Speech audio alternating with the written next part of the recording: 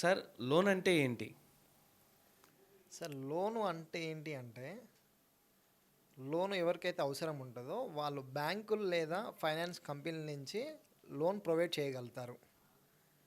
అలాగే సేమ్ ఈ month loan తీసుకుంటే నెక్స్ట్ మంత్ నుంచి దాన్ని వడ్డీ రూపంలో ఈఎంఐ రూపంలో మళ్ళీ తిరిగి బ్యాంకులకు చెల్లించేదాన్ని లోన్ అంటారు.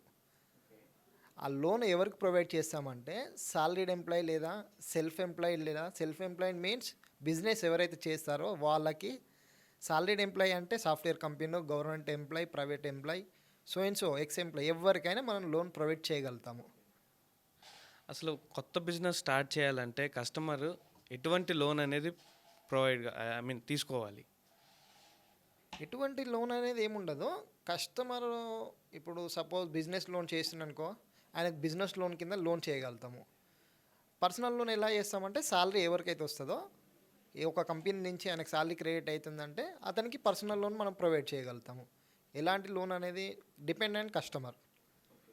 అసలు లోన్ తీసుకోవడం అనేది మంచిదంటారా? లోన్ తీసుకోవడం అనేది మంచిదంటారా అంటే అది రిక్వైర్మెంట్. మనిషి ఇప్పుడు జాబ్ చేస్తుండంటే ఖచ్చితంగా పైసలు అవసరం ఉంటాయి. కంపల్సరీ లోన్కి వస్తారు. ఎవరైనా లోన్ తీసుకుంటారు. అవి తీసుకోవడం అవసరం అంటే ఖచ్చితంగా అవసరమే లోను. తీసుకోవాలి, సేమ్ మళ్ళీ ఈఎంఐలు కట్టుకోవాలి. బ్యాంకులకు వడ్డీ రూపంలో ఈఎంఐ వెళ్ళిపోతుంది.